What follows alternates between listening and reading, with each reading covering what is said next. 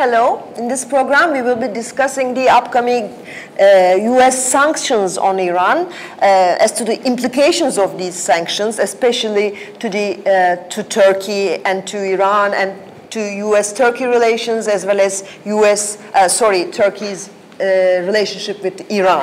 My guest is Dr. Ali Bekir. He's an Ankara-based analyst and researcher, and his research areas include the region and these countries' foreign politics. Welcome, Mr. Bekir. Thank you. Thank you, Brian. Mr. Bekir, before focusing more on Turkey, could you please comment on the possible consequences of these new upcoming U.S. sanctions in a broader sense? Because some argue that these sanctions could be devastating for oil markets and hence damage the global economic growth in a midterm sense.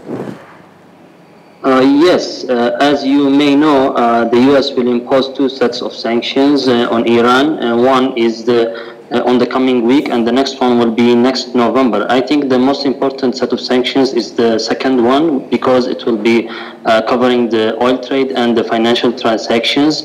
Now, at that time, in November, the U.S. will also start implementing the extraterritorial sanctions, or the secondary sanctions, which will cover the third parties which will not abide by the U.S. sanctions on Iran.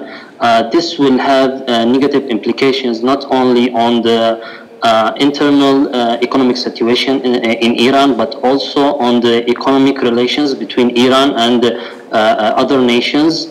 Now, when it comes to oil in particular, we all know that Iran is a major player, and it produces around 4 million barrels a day, which is nearly around 4% of the world supply. So depending on who will abide by the U.S. sanctions on Iran, it's estimated that these sanctions will reduce Iran's exports of oil by 400,000 barrels per day up to 1 million. Now, this situation will definitely raise the oil prices, and in order to avoid the shock in the market, some Gulf countries, mainly Saudi Arabia, we are talking here, promised the U.S. administration that it will be covering the difference. But this is something that we have to check later. Now, answering your question also, all in all, I think that it will depend on many variables, but most importantly, how strictly the U.S. administration will impose its sanctions on Iran, and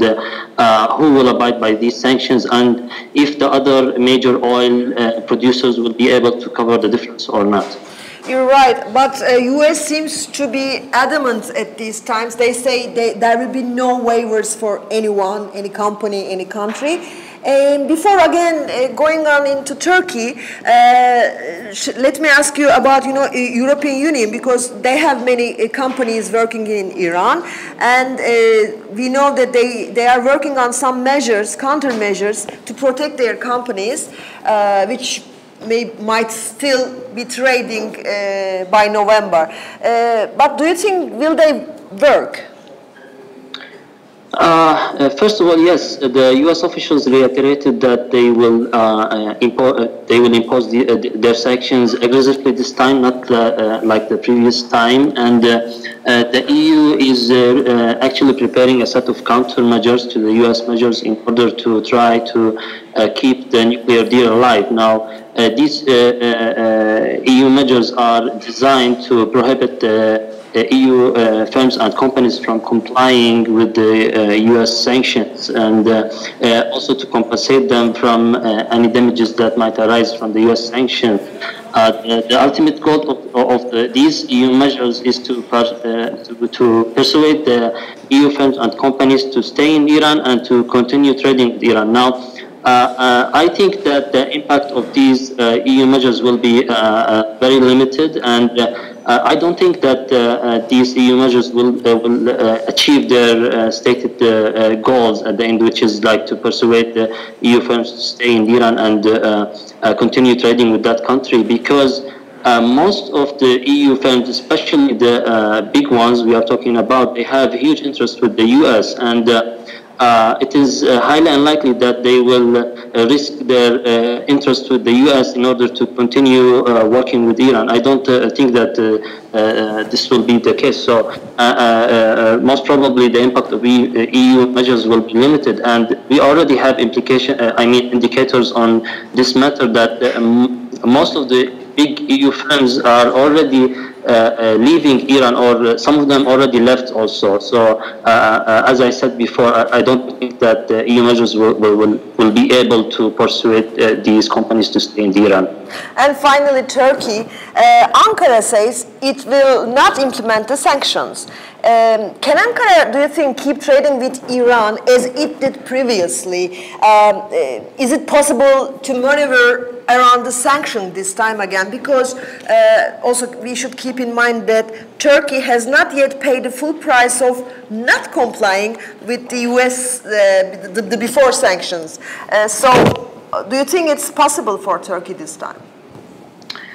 Well, so far the Turkish officials, including the former economic minister, the current foreign minister, the president's chief advisor and presidential spokesman, Ibrahim Kalin, all vote to continue trading with Iran and to resist U.S. demands to reduce economic and commercial relations with Iran. Now, the logic behind this position is very simple. Iran is a very important neighboring country to Turkey in terms of economic and commercial relations, and also in terms of energy imports. So, and the volume of trade between the two countries is about $10 billion. Both of them believe that they can increase this volume of trade and double it, and if they have the right chance to do so. Now, the second point is that from the Turkish government perspective, the U.S. sanctions are unilateral sanctions, and they are not endorsed by the UN or the UN Security Council. So the Turkish government is legally not obliged to abide by these sanctions, and this is a fair point to underline. And now, answering your question, yes, theoretically, Ankara can continue trading with Iran. However, there will be consequences for this option. Especially if the U.S. will enforce its sanctions aggressively this time. Now, the two countries, both Turkey and Iran, in previous experience, they managed to maneuver around sanctions in order to keep some level of economic and commercial relations between them, and thus, as we all know, the gold for gas shimmy or mechanism was found at that time, but right now, gold and other precious metals are included in the U.S. sanctions, so it will be much harder for Turkey to maneuver around sanctions. And I find it highly unlikely that Turkey would continue its trading, economic and commercial relations with Iran as it was before. There will be problems for sure, and I think they are going to reduce at least some parts of these commercial relations with Iran if they got the proper compensation. It's, as you put it very rightly, it would be very difficult because Iran is Turkey's biggest energy source, and as you put it, if Turkey reduces its oil imports from Iran, it will need to buy it from elsewhere, and you put it in one of your articles recently published in Carnegie Foundation's, I think, internet site, it was. The cost will be higher. I mean, as you before mentioned, the price of the oil will go probably higher, and also the transference cost will be higher. So it's a damned if Turkey do, if damned if not. I mean, it's a very difficult, tricky situation. Could you elaborate on that a little bit more? Yes, indeed. Because it will affect also the relationship with the Iran, and which is not a very good thing as neighbor countries and also regional rivals. Yes, as we all know, Turkey is a country which is highly dependent on oil energy imports in general. 95% of its oil needs and 99% of its gas needs coming from outside, with the bulk of it covered by Iran and also Russia. So when the U.S. enforces its sanctions next November, and Turkey will face a dilemma. Either it will has to abide by, either it will has to continue trading with Iran and make use of the relatively inexpensive oil, thus risking being punished by the U.S., or Turkey will comply by the U.S. Sanctions and bear the expected negative impacts on its economy. Now, I think that aside from the political rhetoric, of course, the Turkish officials will apply cost-benefit analysis on this matter, and they will choose wisely. Because I don't think that Turkey will afford U.S. economic sanctions, and I don't think the Turkish officials want this option. However, a proper alternative should be given for them in order to allow them to avoid the negative implications on the Turkish economy, which will be coming as a result of the U.S. sanctions on Iran and this kind of energy trade, as we explained. So I think a middle ground can be reached here, where Turkey can reduce its oil imports from Iran, and in return the U.S. administration gives some exemptions from the sanctions and waivers that will allow Turkey to continue trading with Iran. Now, I believe both parties can work on this issue, and probably they seek this issue, and I think that Turkey is already taking steps in this matter, because if we there are indicators that Turkey is actually reducing its oil imports from Iran.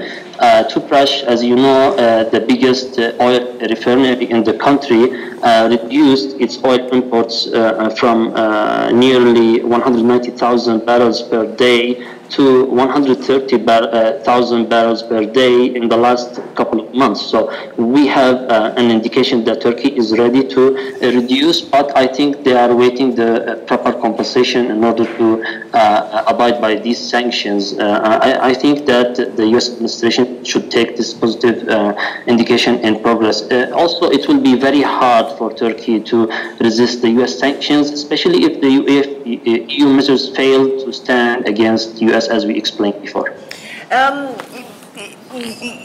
Turkey, the economy in Turkey is very fragile at the moment. We have many problems apart from the problems of supplying energy.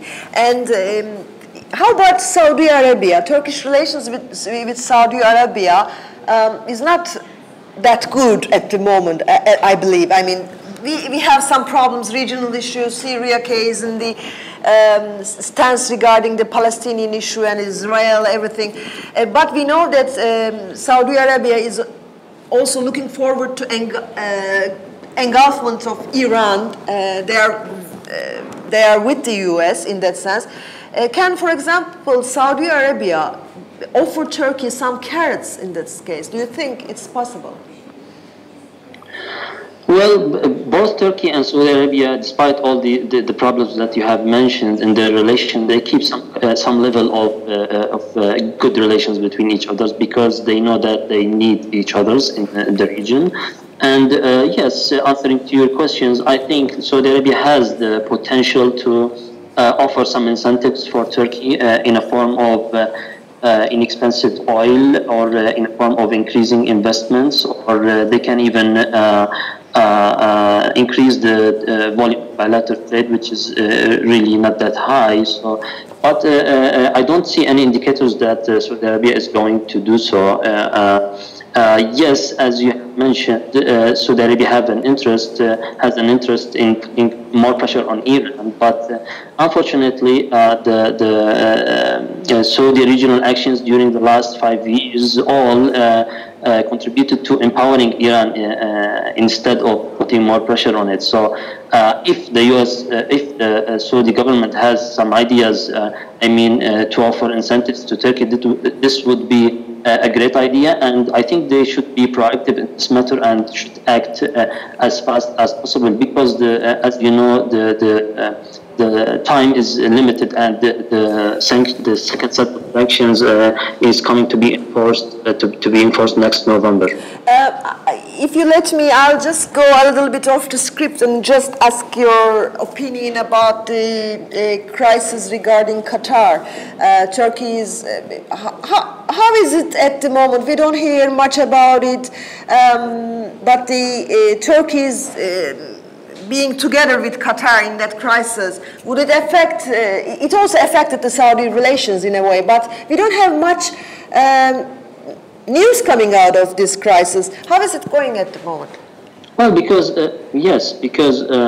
it's a stalemate mood right now, and all players play their cards in this matter. I mean, Turkey tried hard to fix the crisis. I mean, they followed backdoor diplomacy. They sent a special envoys to Saudi Arabia, not public ones, in order to try to fix the problem. But you know, any crisis, it needs really two parties to agree on a solution, not one party. Turkey tried from its part, and it did hard in order to fix that crisis, but the Saudi Arabia and UAE, as we all know, they are not open to really solve this crisis. And as I mentioned in the your last question, the GCC crisis, which is manufactured mainly by Saudi Arabia and UAE, contributed negatively to the region, and gave Iran a much space to maneuver and to empower Iran, and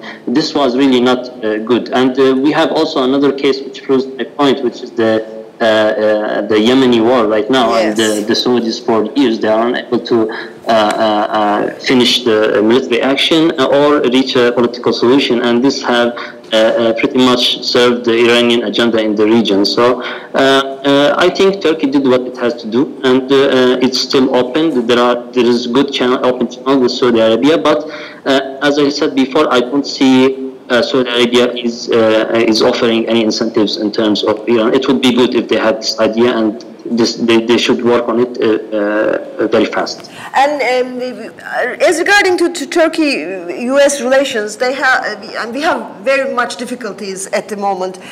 They keep to disagree over many topics, and with the latest, you know, the Brunson case, the Pastor Brunson case, U.S. says it will place more sanctions, large sanctions on Turkey, etc. But it's also a part of some kind of negotiation, I believe, all these problems. Do you expect the gap between the two NATO allies, Turkey and U.S., to narrow anytime soon? Or would you expect Ankara move further more toward Russia and Iran with these upcoming sanctions and the pressure over Turkey? Well, let me tell you something. First, the relations between Turkey and the U.S. are very important for both sides. I don't believe that Turkey would want to drop the relations with the U.S. in favor for Russia, China, or Iran. The relations with these countries are not alternative to the relation with the USA. On the other side also, the U.S. has to know that Turkey is really the only regional ally for Washington, and it will be very hard to maintain its interest in the region without working with Turkey closely. Another issue is that if the U.S. administration is serious about countering Iran, it will definitely need Turkey to stay besides it. So, having said this, I think the U.S. decision makers and officials should realize that this is not the right way to approach an ally or Turkey. I mean, the threat language is really counterproductive and harming the bilateral relations. And the more pressure is applied on the Turkey, the more they are pushing it towards Russia and Iran. And this is not a good scenario for any side, including the U.S. itself. Really, they have to realize that the mentality of the Turkish decision makers and how they should approach them. Now, I think the bilateral relation between Turkey and US reached a really highly poisonous level. But still, I think there is a chance to solve the problems before it's too late. And I think a grand bargain should be done, and the US administration should be open to compromise in this matter and this regard. And I think, despite what's happening right now, we will see some kind of progress in the coming period. Otherwise, things will really get ugly, and as I said before, they will be pushing Turkey to negative choices, in my opinion. It's not good to push Turkey towards Russia and Iran, and this will be not good for the US itself. And my final question will be regarding the latest news that Donald Trump offered to meet Iran President Rouhani, which I understand after he made his offer, it is dismissed by both sides in a way. But do you think it is possible for United States to backstep from pressuring Iran in a way? Everything is possible with this administration. I mean, we are unable to predict the kind of behavior of the U.S. president, and this is creating some kind of instability and a kind of distrust between all players, including between the U.S. and the U.S. allies themselves. Now, I think if the Iranians agree, Trump will sit them on the table, and the only loser in this case will be some Gulf countries which paid hundreds of billions of dollars for the U.S. administration to put more pressure on Iran and ultimately to tilt to their sides. Now, on the other hand, the Iranians publicly keep saying that they will not meet with the president. However, this is a typical Iranian behavior where they say something to the public and they exactly do the opposite in private and under tables and behind closed doors. Now, I think the Iranians will take this into consideration. They will not say, of course, yes, without conditions. They will try to test how much Trump is serious about his invitation, and probably they will put some conditions in order to try to connect first.